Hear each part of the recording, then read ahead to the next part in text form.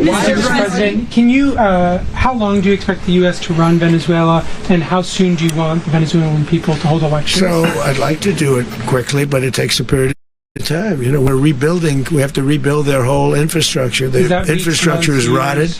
It's actually very dangerous. It's blow-up territory. Oil is very dangerous. It's a very dangerous thing to take out of the ground.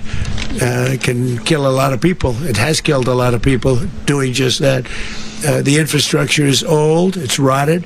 Much of it is stuff that we put there 25 years ago, and we're going to be replacing it. And we're going to take a lot of money out so that we can take care of the country. Are you saying that Secretary Rubio and Mr. President, China, Russia, and Iran have interests in Venezuela. How does this operation affect your relationships with them when it comes to the oil and drugs? And Russia, Russia when we get things straightened out.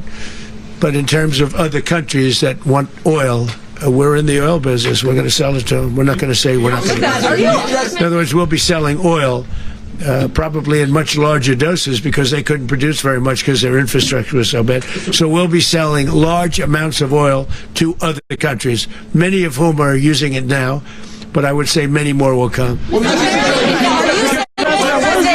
you saying that, Mr. President, are you saying that? Mr. President, thank you. What is your message to the people of Venezuela today? Of course, the civilian population specifically, they have a lot of questions. What is your message to the people of Venezuela? That you're going to have peace, justice. You're going to have some of the riches that you should have had for a long period of time. It was stolen from you.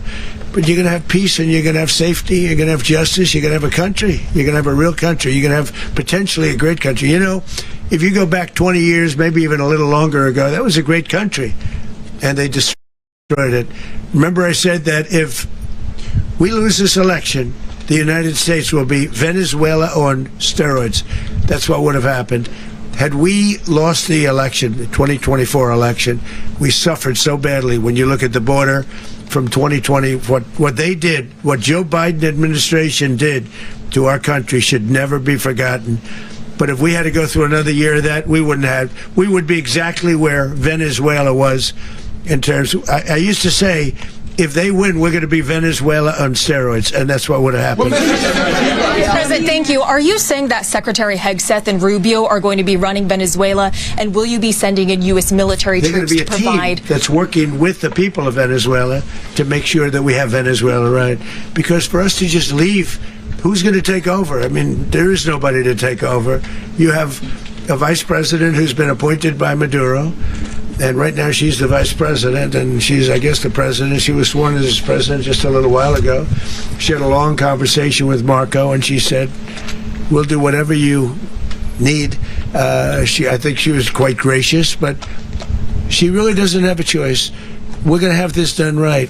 We're not going to just do this with Maduro, then leave like everybody else, leave and say, let it go to hell.